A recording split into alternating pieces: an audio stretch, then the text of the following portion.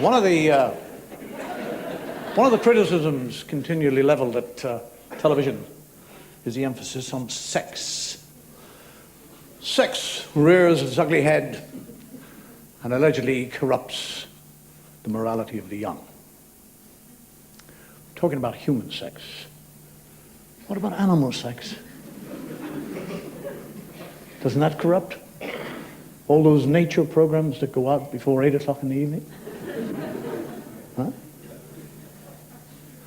I've seen sex on the mountains. I've seen it in the snow. I've seen it in the sky, in the desert, in the jungle, on trees, and beneath the sea. I've seen hippos humping,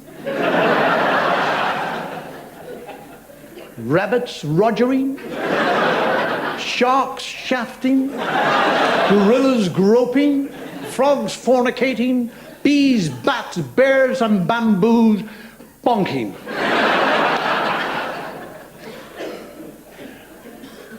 I've seen sex on the wing. I've seen it on the hoof. I've seen it on the fin. I've seen a series of devices, maneuvers, foreplay, sexual dexterity and weaponry that would make your mind boggle. Animal sex makes reading the Marquis of Sade like reading Beatrice Potter. We can't compare with the animals. We think we're sophisticated, we humans. We have supposed sophistication, we have cross-dressing, sadomasochism, fetishes, fantasies. Fetishes that kind of go from shoes to gloves to handbags to plastic to leather to rubber. Can you imagine that? Butter, margarine. You woke up there, madam, didn't you?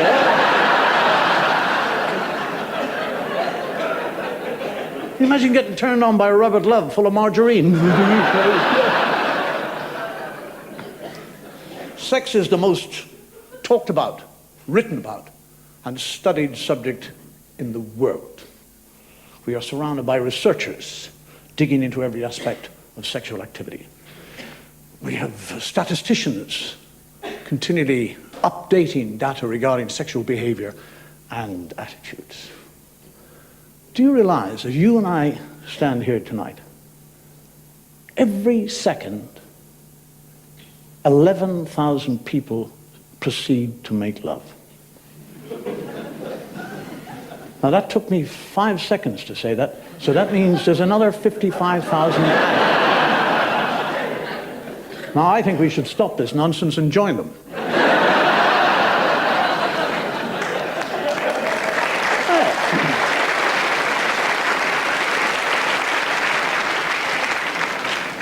11,000 people. Every second. How do you see that? I mean, in your mind's eye. How do you see it? Do you see little rooms all over the place? Cars, people in fields? I actually see the world in outer space. That's how I see it. It's in just a big globe. And there's hundreds of thousands of little bubbling bottoms. All wobble, wobble, wobble, wobble, wobble. And there's a Martian spaceship hovering. We'll never be able to land. It's always on the move. Look at that. We're told that if the population of the world continues to populate itself at the way it's going, by the year 2020, there will be standing room only.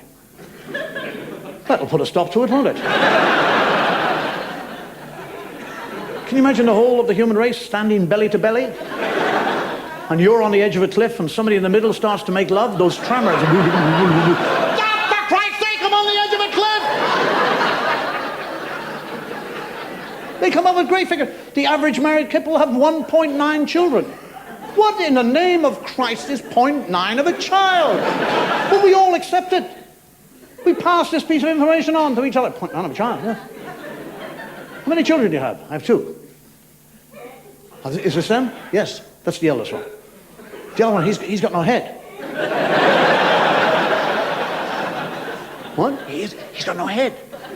There's no need to whisper, he can't hear you either.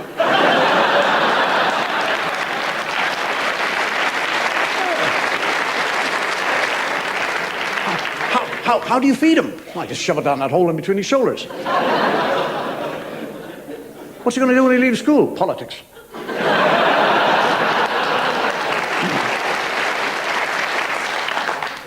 take sex very serious. It's always, you see it in movies or anything like that. It's always serious. It's always, oh. You ever see anybody smile? You ever see anybody humping and smiling? Surely you should be smiling. You should be enjoying yourself.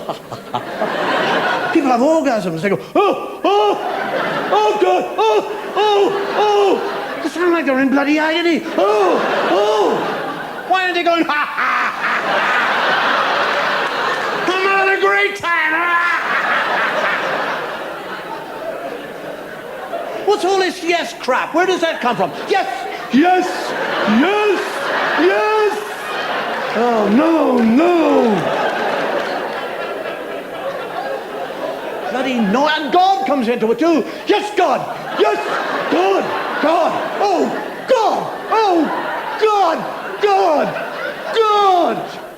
What do Muslims say? Do they go, Allah?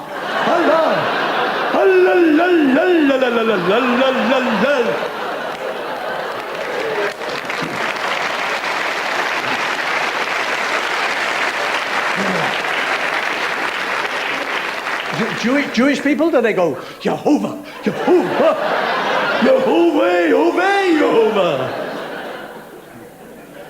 What about atheists? Lying there humping going, nobody. Agnostics, anybody? Too late.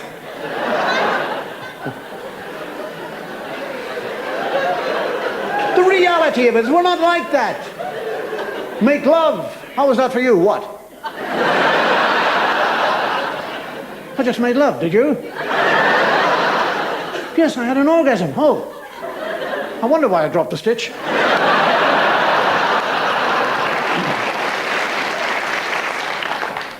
Condoms. There's another thing now. Condoms used to be just condoms. Now there's a whole industry. Jesus, I mean, enormous condoms. Knobbly condoms. Look like kind of warts all over your dick. Double headers. Can you imagine? Imagine wearing a double header would frighten the shit out of you, wouldn't it? And now they have condoms that glow in the dark. Can you imagine putting one of these things on and going in to see your wife? What's that? What's wrong with you? You've been near that nuclear reactor, haven't you?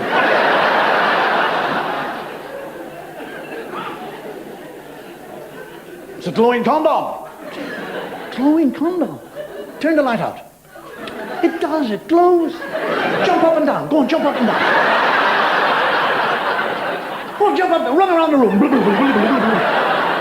You look like a firefly. Mother, come in and have a look at this. Fireflies. You can stand by the window and send out SOSs. Dash.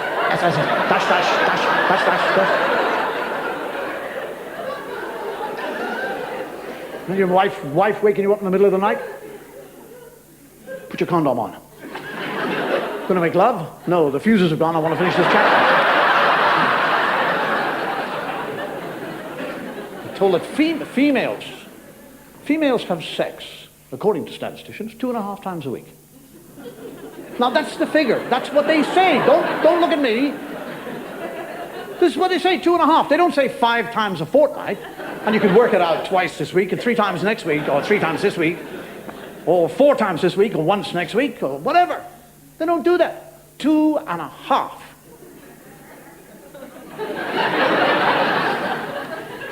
I asked that lady there, that lady in green. Do you make love? What are you, madam, a ventriloquist? I'm talking about her.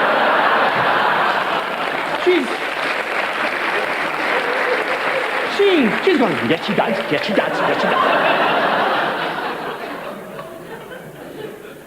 Have you, in all your life, ever made love half?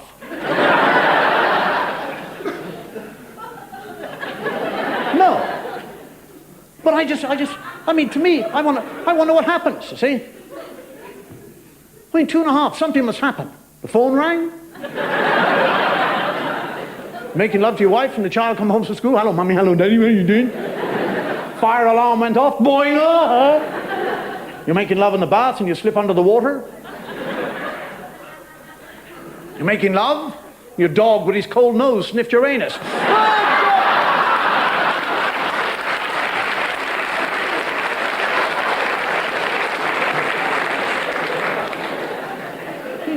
Where do they get these figures from? How do they get the figures? Are we as a human race, are we surrounded by people spying on us? Next door neighbors? Listening to every sound that comes out of the house? Reporting you to sex departments? Oh, is that the sex department? Yes. Yes, my neighbor is screwing again. Yes. I can hear.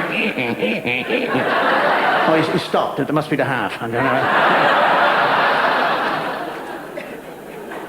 Other sex detector vans wandering up and down the suburb. Great big antenna on the top of the roof going. Fellow on the back with knobs.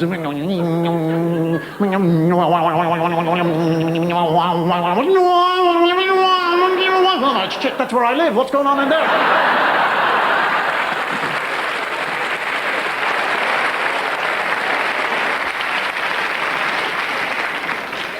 I was educated in a Catholic institution for practically 16 years of my life, which brings me to drink. I went to boarding school. And for a great deal of my life, because a priest had told me that when I sleep at night, I must sleep in the shape of the cross. You sleep like this with your arms across your chest in the shape of the cross. And I said, why? I was a little kid. And he said, because that's, when God travels through the night, he will look down and see you and see that you have the shape of the cross on you, and he will love you and protect you from all the evils of the night. Which is great. I slept like that for years. I moved into the senior school, and one of the kids said to me, he said, why do you sleep like that? And I said, because God moves around in the night, and he looks at me and he thinks, I love him. He said, you stupid bastard. This will stop you from masturbating.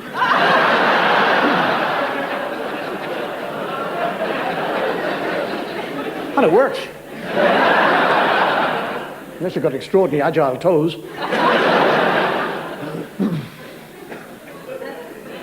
It's extraordinary being brought up in a Catholic institution because they'll never really say things to you. When I was about 12, 13, we began to have lectures on what was called self-abuse. Priests would come in and he said, now today, boys, we're going to talk about self-abuse. What's self-abuse, Father?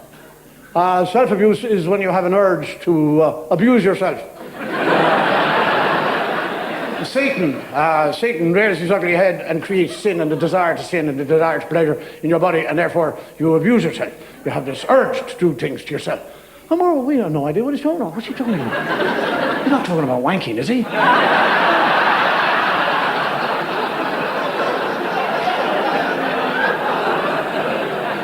And then there was all the mythology comes out about it. You do this, you'll lose 2 pints of blood.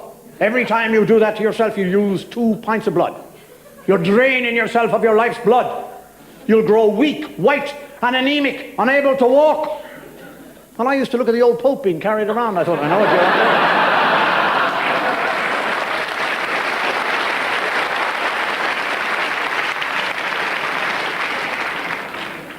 Now there's a totally different attitude to this self-abuse. I mean, you can actually become a sperm donor. You can do it and say you're a donor. I was just making a donation. I wasn't having a good time. And not only that, but you can be paid for it. You can get 10 to 20 pounds for a shot. I know people who do it for nothing. Just job satisfaction.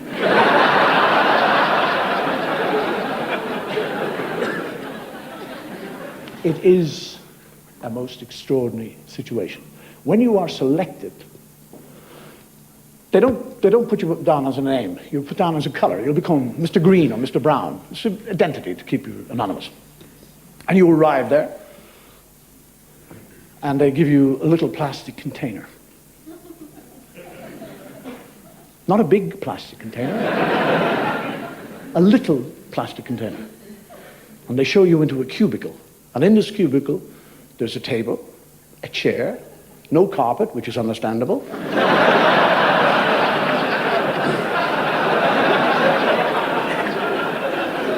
A mirror, which worries me. Because I tend to think it's a two-way mirror and they sold seats. Soft pornographic magazines, a cup of tea and a digestive biscuit. Only the English would do that. You're going to have a wank and they give you a cup of tea and a digestive biscuit.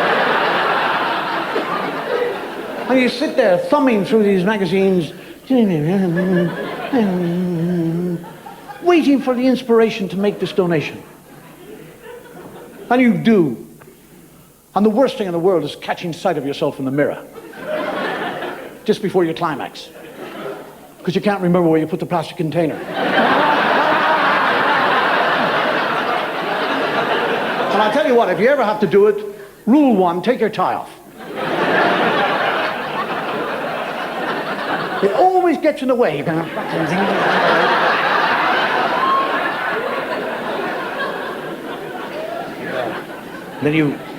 you finish what you've done, you make your donation, and you walk down the corridor with your little container.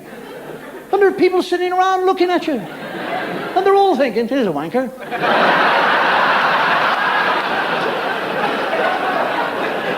You hand it over, they give you the money. Nobody says, "Hooray!" Nobody says, "Congratulations." They certainly don't shake your hand.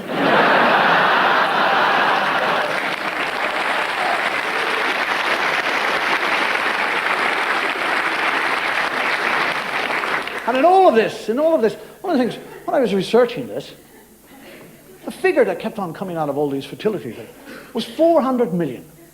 There are 400 million sperm per ejaculation, the average male. We get back to the average. 400 million, approximately. They're talking about 400 million, and they use the word approximately. 400 million, that means, and it only takes one little egg to fertilize, or one little sperm to fertilize the egg. That's all it needs. Those other are wasted. I think to myself, I could repopulate China in 2 sessions.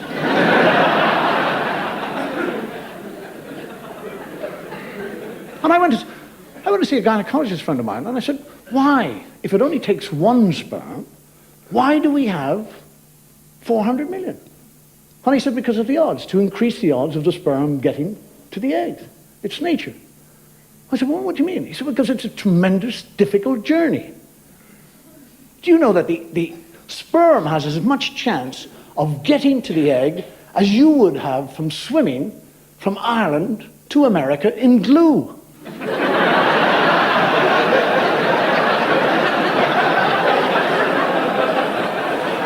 Human race would stop now. The sperm has got to fight all the way there. And I said, "Well, what happens to all the others?" He said, "What do you mean, what happens to them? They're killed." I said, "They're killed? What do you mean killed? Who kills them?" And he said, "The defenses of the female." I said, "Well, wait, what?" He said, "You've got to consider the sperm is an outside force. It's an invader. So as soon as that invader enters the female, it activates her defenses. And all those defenses come into operation to kill the sperm. What you've got to try and see in your mind is 2 gigantic armies at war. Now, when I make love, that's how I think. I think I must be the worst general in the world.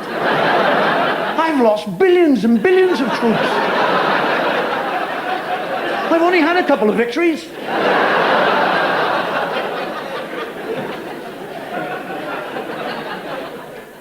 I see it. That's the way I see it. I see myself making love. I see my scrotum filling up with sperm.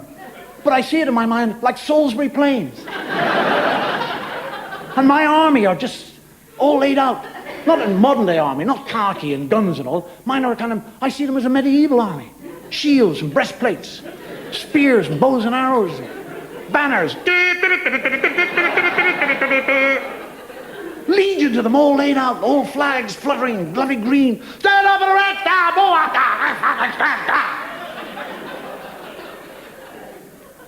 I see a general sperm on a horse. Whole army standing. It's up to you. And all going, stand still in the ranks. There'll be no premature ejaculation from this army.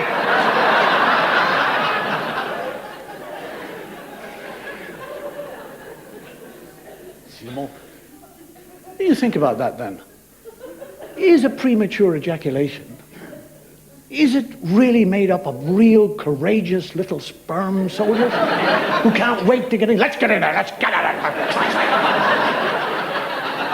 This is one of those long sessions that go on and on and on. They're little cowardly sperms. I don't want to go in there, it's all dark. Do you know, I actually get so involved in this kind of army war thing. I'm making love. Before I climax, I've actually heard myself say, John!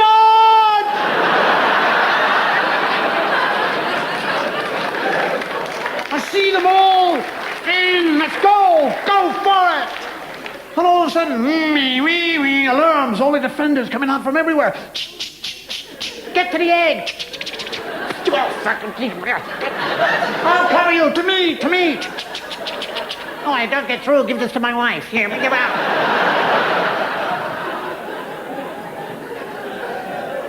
One little sperm gets, I love it. I love the idea of the sperm going, my egg.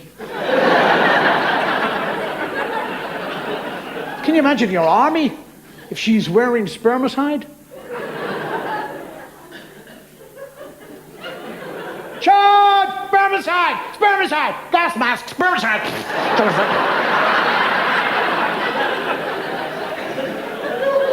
Can you imagine your army if you're wearing a contraceptive? 400 million troops charging into a rubber wall. What's this? Where's the wall? Cut your way through.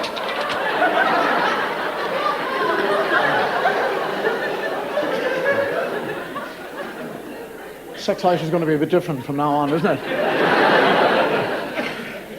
Going to make love tonight? The army. Oh. I'm going to have another swig, and I'm going to let you go home to hump.